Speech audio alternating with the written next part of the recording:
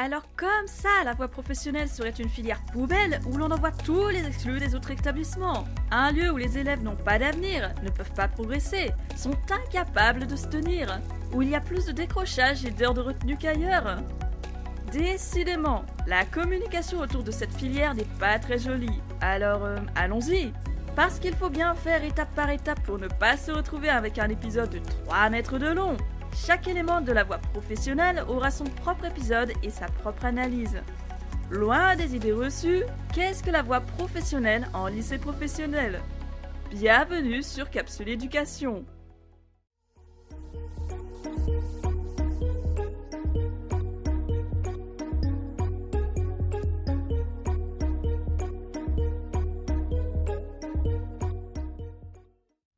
La seconde juridique.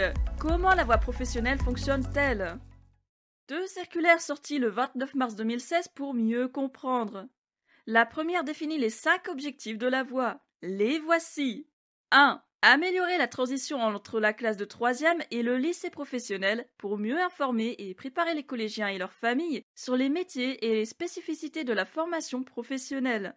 2. Accueillir les élèves afin de favoriser leur intégration et marquer leur entrée dans la voie professionnelle. Expliciter les attentes de l'équipe pédagogique, les sensibiliser aux compétences et aux comportements attendus au lycée et en milieu professionnel. 3. Rendre les choix d'orientation plus réversibles pour confirmer, consolider ou ajuster le projet du jeune, élément déterminant pour sa réussite et sa persévérance scolaire. 4. Mieux préparer l'élève aux périodes de formation en milieu professionnel. Et 5. Alléger la pression certificative sur l'année de seconde pour rendre plus de temps aux apprentissages du jeune.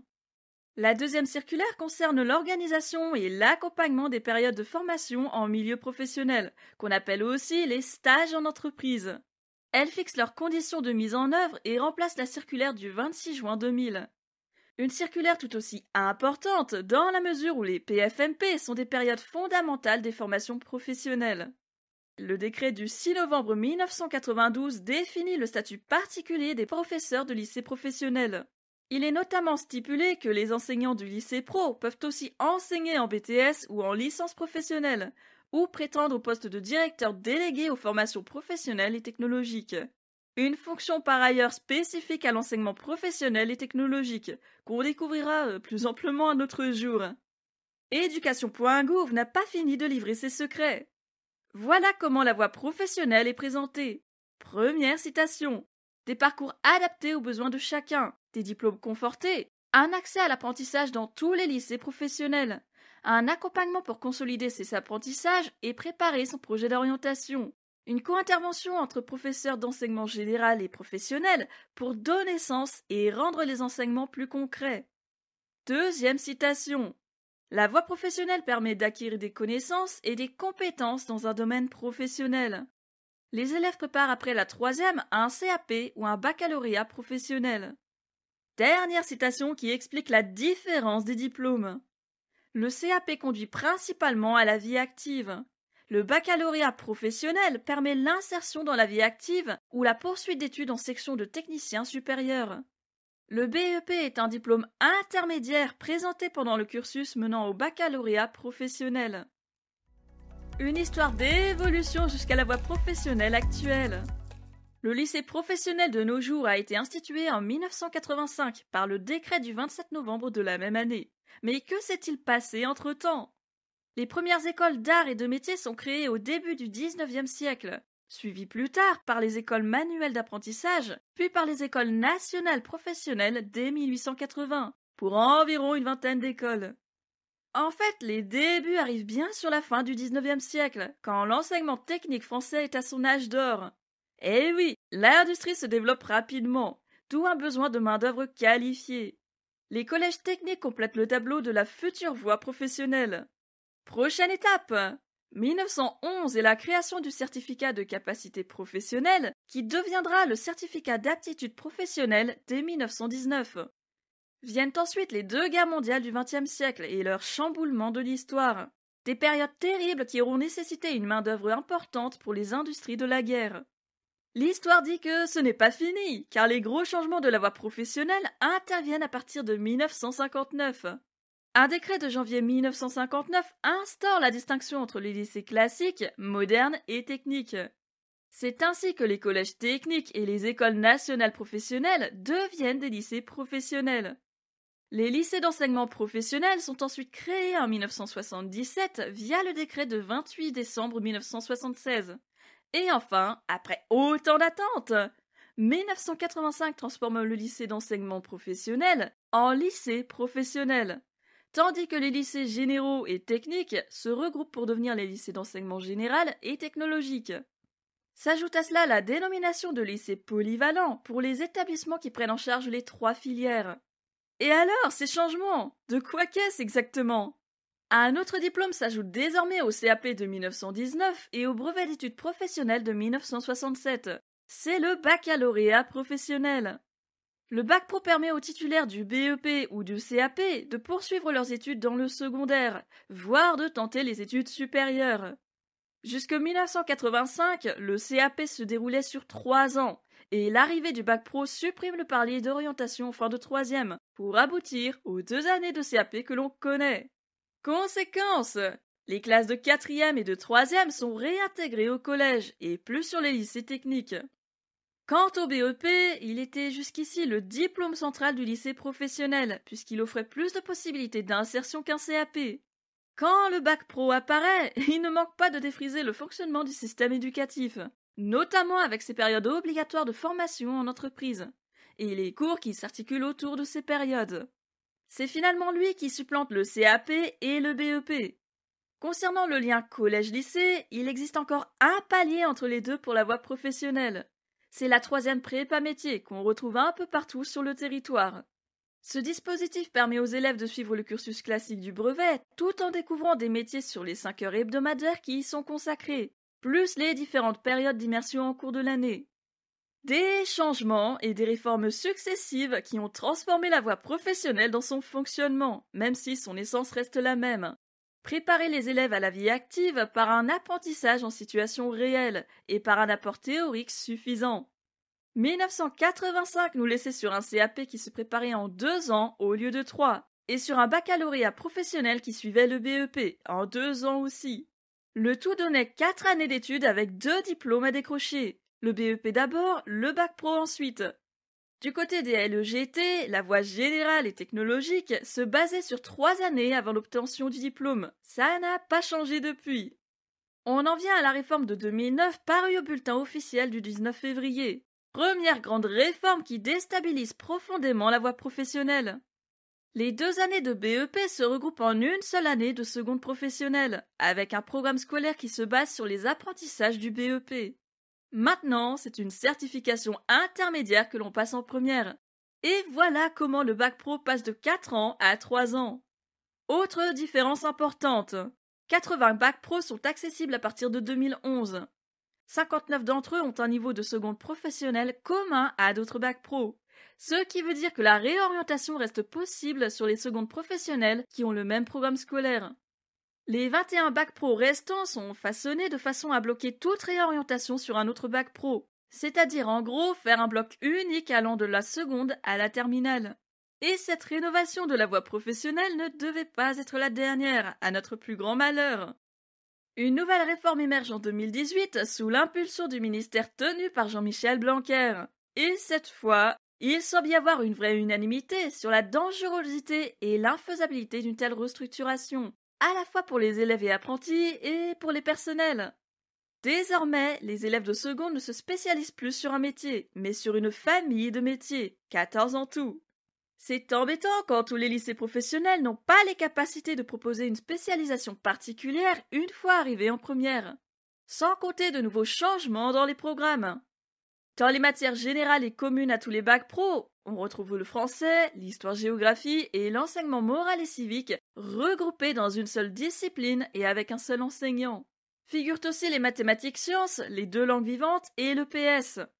L'enseignement professionnel en commun se caractérise par la prévention, santé, environnement ou PSE, et un autre cours qui se décline selon la spécialité, soit économie-gestion, soit économie-droit.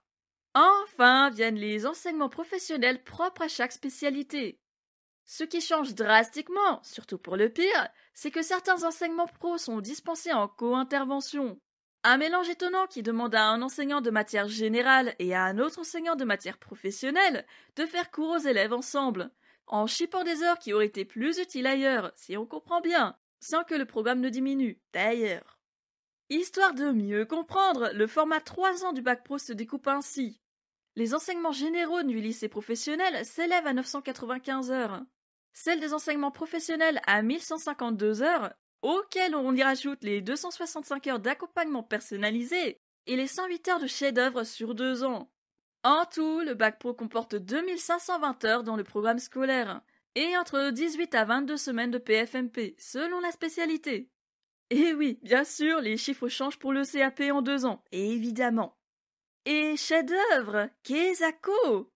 C'est la nouveauté la moins attendue de cette réforme de 2018. Véritable sujet d'étude et d'incertitude pour les enseignants et les professionnels de l'établissement, ou objet qui fait marrer ou désespérer les élèves.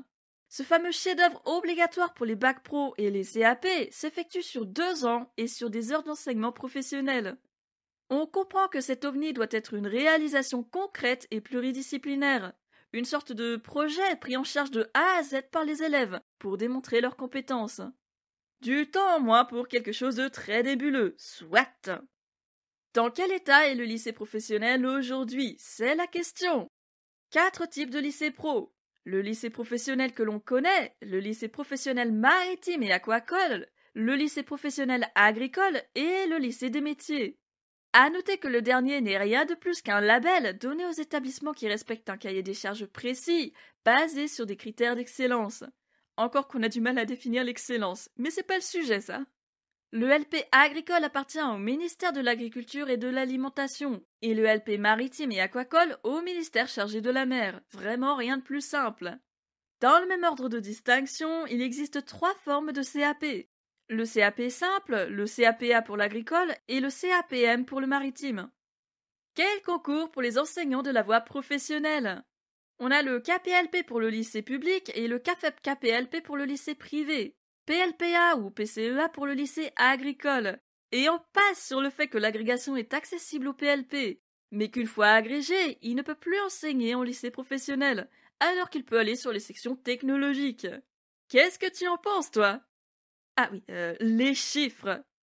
Le rapport L'éducation nationale en chiffres édition 2021 de l'ADEP rapporte qu'un élève de bac pro coûte 12 740 € à l'État, contre 11 300 € pour un élève de lycée général et technologique. La voie professionnelle accueille 838 350 élèves sur un total de 5 657 100 élèves scolarisés dans le secondaire, collège comme lycée. Tout aussi intéressant, les résultats du bac. 97,6% de réussite au bac général, 94% de réussite sur le bac techno et 86,7% de réussite en bac pro, soit une différence de 10%, mine de rien. Un souci dû à la filière ou à autre chose, la question est ouverte. La voie professionnelle en 2020, c'est aussi 39% de diplômés sortant du bac pro en lycée qui obtiennent un emploi, contre 66% de bac pro en apprentissage. Et de l'autre côté, 27% de CAP en lycée entrent dans la vie active, contre 59% des CAP en apprentissage. Non, c'est pas fini. Avec le rapport Repères et références statistiques 2021 de la ADEP, toujours, on y voit que le nombre de lycées pro a drastiquement diminué, alors que celui des lycées polyvalents augmente. Ça ne veut pas dire qu'il y a moins de formations professionnelles, mais qu'il y a moins de lycées professionnels et plus d'établissements qui prennent en charge les 3 filières. Peut-être une bonne nouvelle sur la mixité des publics et la possibilité de faire découvrir la voie pro aux autres élèves, mais ça on le garde pour tout à l'heure. En chiffres, ça donne ça. Pas loin de 2000 lycées pro en 1994 contre à peine 1362 en 2020. Le collège et le lycée général et technologique parviennent à se maintenir sous les courbes, mais pas le lycée pro. Alors qu'est-ce qui a provoqué une telle baisse?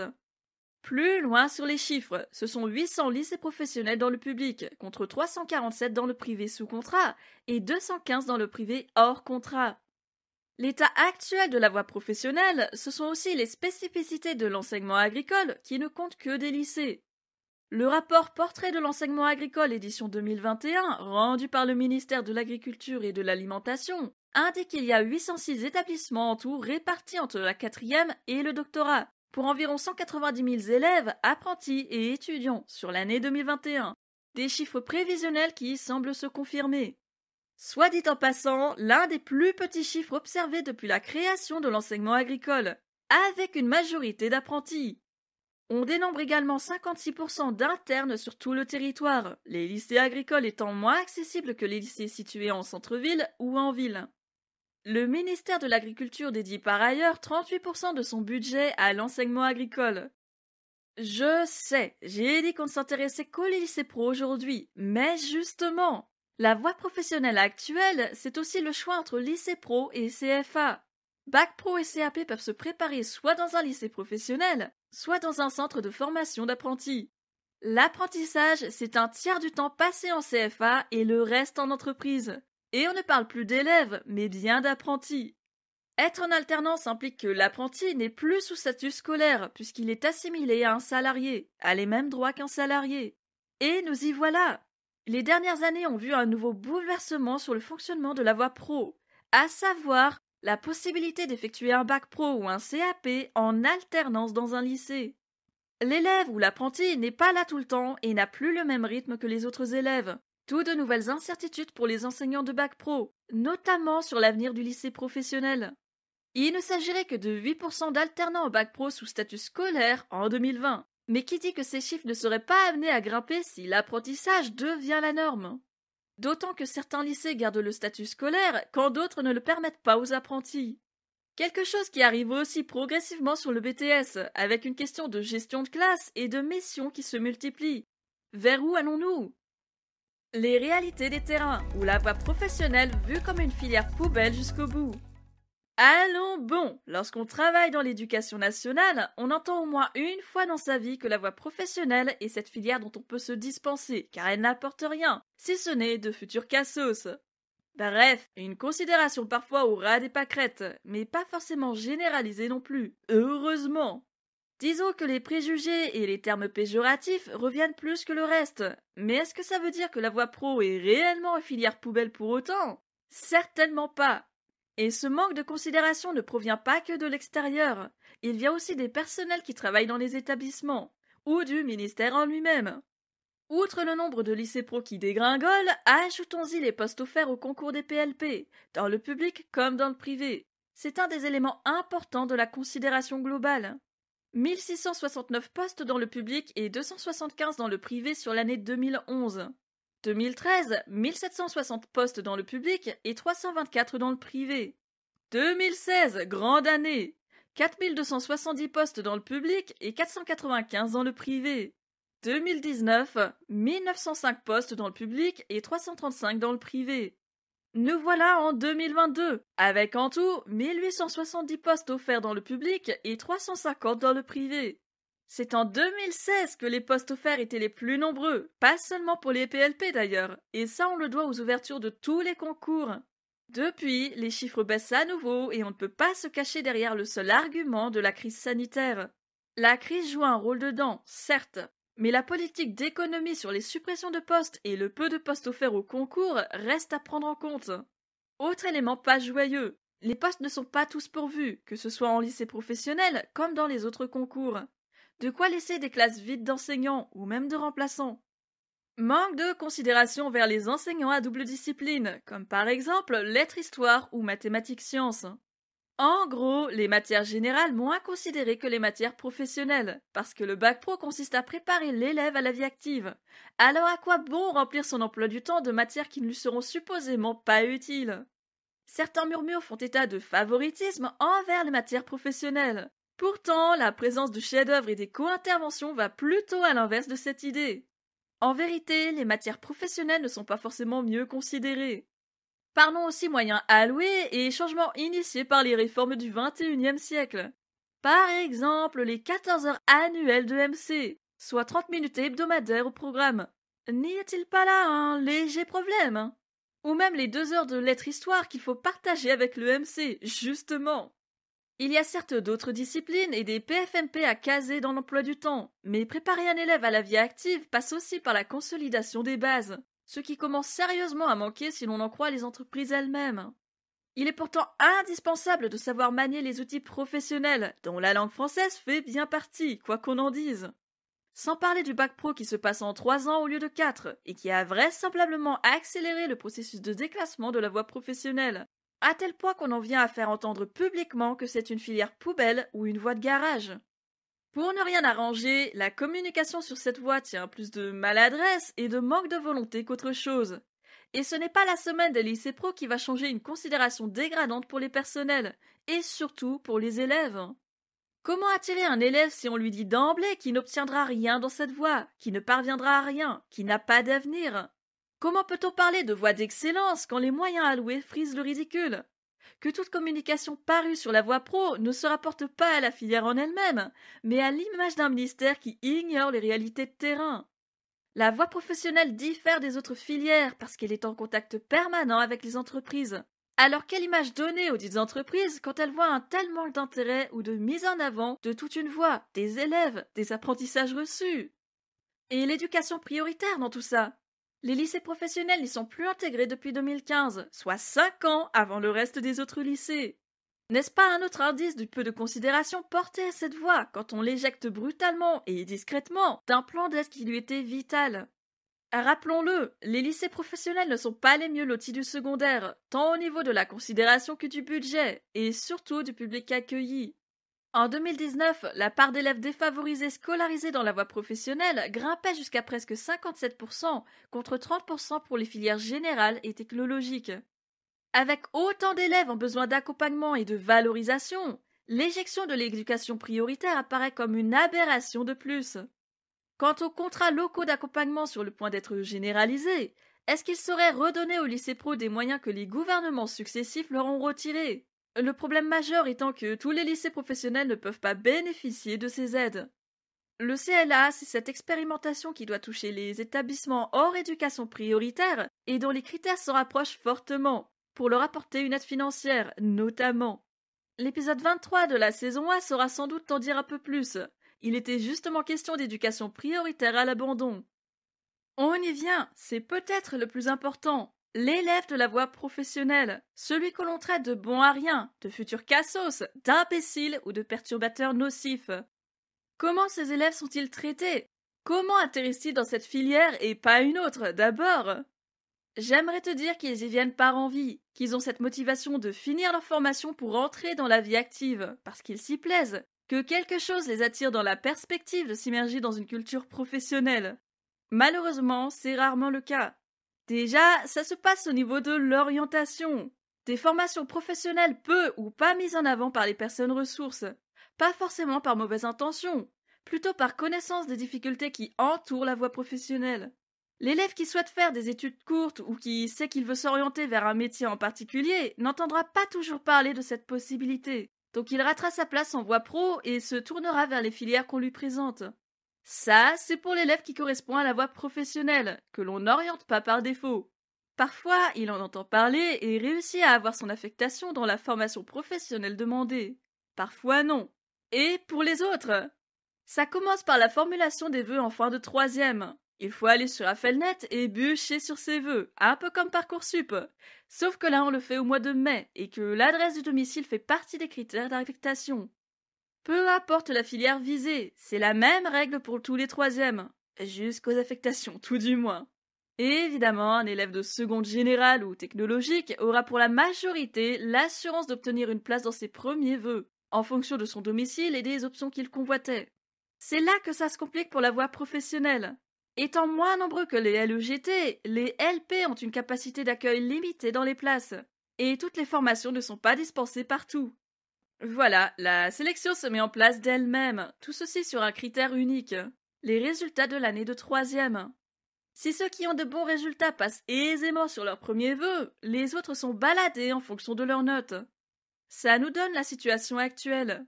Les places en CAP dans un lycée pro sont, par exemple, données aux élèves en grande difficulté, ou issus des ULIS et des SECPA. Quant aux élèves affectés par défaut parce qu'ils n'ont pas réussi à obtenir leur premier vœu en LEGT, ils entrent sur la voie professionnelle parce que c'est la seule qui les accepte, et parce qu'ils doivent sortir du système scolaire avec un diplôme qualifiant, au moins un. Et comme les places de bac pro ou de CAP sont limitées, On se doute que les élèves qui y atterrissent par défaut sont affectés dans les bacs pro les moins demandés, les moins valorisés. On peut en conclure la suite assez facilement. Pas de motivation à bosser sur une voie qui ne lui correspond pas. Colère et déception envers un système qui ne l'a pas laissé rejoindre la filière qu'il demandait. Et difficultés scolaires qui l'ont amené sur cette voie et pas sur une autre. Et si la motivation lui manque dès le départ, comment peut-on espérer le faire progresser dans ses résultats? C'est tout un message implicite que l'on peut lire dans cette façon d'affecter en fonction du résultat. En envoyant des élèves dans LP parce que leurs résultats sont trop justes ou ne conviennent pas au LEGT, on élit que la voie professionnelle sert de filière poubelle alors que la voie générale et technologique est réservée aux bons, aux excellents, à ceux qui peuvent faire quelque chose de leur vie et de leurs capacités. Est-ce que c'est moi qui suis trop subjective ou est-ce qu'il y a un peu de vrai là-dedans? Je n'ai pas la réponse, mais la façon de faire y ressemble un peu trop pour ne pas prêter attention. De quoi casser l'orientation des élèves désireux d'aller en voie professionnelle, autant que de casser la motivation et la considération des élèves affectés par défaut. Au final, c'est toute la voie professionnelle qui prend cher. L'élève de voie professionnelle, c'est aussi une majorité de jeunes gens non favorisés que l'on parque dans les lycées professionnels. Quel message là aussi! Dans ce manque de mixité et de considération pour toute une filière, on y retrouve une présence non négligeable de jeunes en famille d'accueil ou en foyer, soit des élèves pour qui les conditions ne sont déjà pas optimales pour poursuivre leur scolarité en toute sérénité. Le pôle social en milieu scolaire y est présent quand les moyens et les postes offerts le permettent. Et là encore, la voie professionnelle n'est pas privilégiée pour accueillir les structures et les personnes ressources au pôle santé ou social. Les effets sur la scolarité suivent forcément. Un élève démotivé par cette filière qui n'y a pas voulu sera moins enclin à apprendre, à comprendre, à s'intéresser à la formation, à s'y impliquer. Résultat en baisse, perception personnelle encore plus dégradée pour l'élève en lui-même, décrochage scolaire ou défiance envers l'établissement entier. Violence permanente qui s'intensifie parce que les moyens et les personnels manquent pour canaliser et orienter. En bref, l'élève que l'on aurait pu rattraper en fin de troisième devient irrécupérable parce qu'il a suivi une formation qu'il ne voulait pas, parce que le projet d'orientation n'a pas fonctionné. Pas la faute de l'un plus que de l'autre, évidemment. On se parle d'un système qui a l'obligation de sélectionner d'une façon ou d'une autre, parce qu'il n'y a pas assez de place pour tout le monde. Par manque de temps, de moyens et de politique qui ne prend pas assez en compte les réalités de terrain, nos élèves de voie professionnelle se retrouvent affectés sur tout le reste de leur scolarité, et même de leur vie active. Parce qu'un élève qui n'est déjà pas en phase avec sa formation risque de ne pas s'intéresser aux métiers possibles. Donc s'il réussit à avoir son bac pro ou son CAP, rien ne dit cependant qu'il en sortira avec les compétences nécessaires pour se lancer. Les lacunes l'auront suivi du début à la fin de son parcours scolaire pour rentrer dans le marché du travail. J'ose même pas parler du bac en carton et du 100% de réussite demandée. Y a-t-il plus de décrochage scolaire sur la voie professionnelle que sur les autres filières? 80 000 jeunes sortent du système éducatif sans diplôme ou qualification, toutes filières confondues. Alors est-ce que l'élève de voie professionnelle est plus absentéiste que les autres? En prenant en compte que l'absentéisme se compte comme au moins 4 demi-journées d'absence non justifiées, les chiffres de 2020 indiquent qu'effectivement, les lycées professionnels sont en haut de la courbe. 22,9% de taux d'absentéisme en LP, 7,6% en LEGT et 4,4% en collège. Et même s'il ne fait pas tout, le manque de motivation semble expliquer un peu un tel taux. On y ajoute fatalement les exclusions temporaires et définitives décidées en conseil de discipline pour des jeunes dont la violence est parfois telle qu'il n'y a pas d'autre choix que ces mesures extrêmes.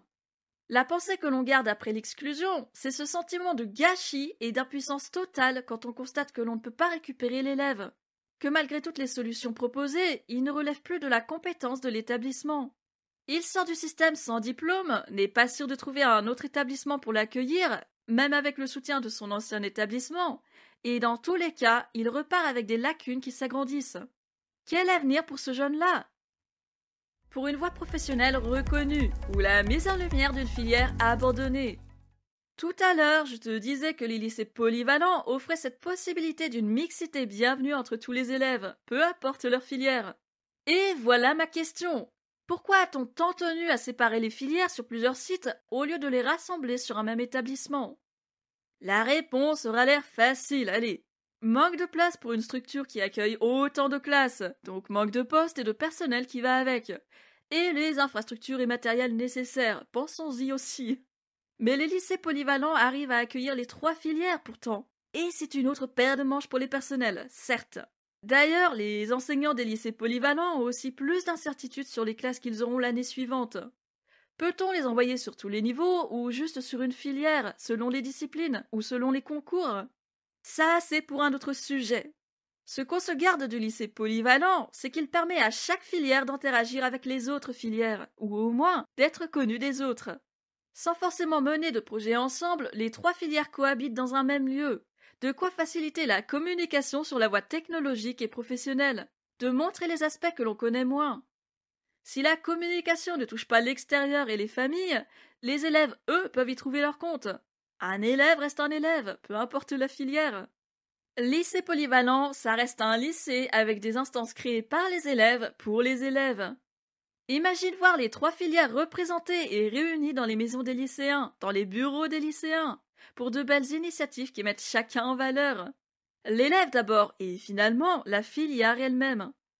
Plutôt que de cloisonner, inviter à coopérer en utilisant les capacités et les compétences des 3 voies. Ça prend du temps et de l'organisation, du chapeautage par des responsables adultes, en particulier la vie scolaire via le CPE et les enseignants volontaires. Ça n'améliorera pas la considération de l'extérieur, par contre, ça favorisera la mixité et la considération que les élèves se portent entre eux. Une possibilité de découvrir la formation des uns et des autres, sans passer par des stages obligatoires ou facultatifs dans la classe.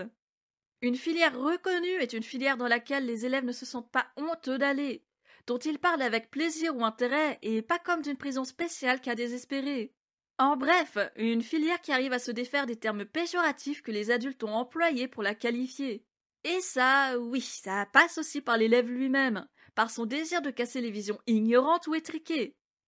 Une voie professionnelle reconnue passe également par une communication large qui ne vise pas à mettre en avant les personnalités politiques ou juste les entreprises, comme ce fut le cas avec la première édition de la Semaine des lycées pro. C'est une communication qui met en valeur chaque formation, chaque enseignement.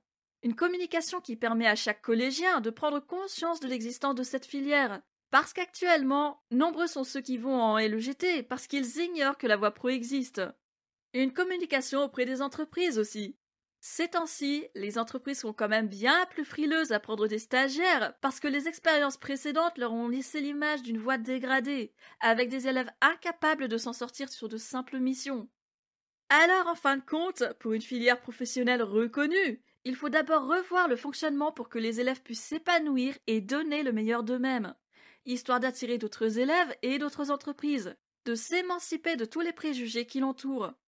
Ça commence par des ouvertures de places dans les formations, donc un budget qui ose enfin s'emparer du sujet. L'objectif, de nouvelles infrastructures et des ouvertures de postes pour tous les personnels indispensables au bon fonctionnement de l'établissement. Dans le même temps, ça passe par un dédoublement de classes. Différencier, individualiser, on veut bien, mais encore faut-il des groupes à taille humaine. Ça nécessite de l'argent, encore, et les dédoublements ne sont pas que l'histoire de l'éducation prioritaire. Autre grand chantier qui a déjà été essayé maintes et maintes fois pour donner un résultat toujours plus catastrophique, mais qu'on doit réussir à faire malgré tout.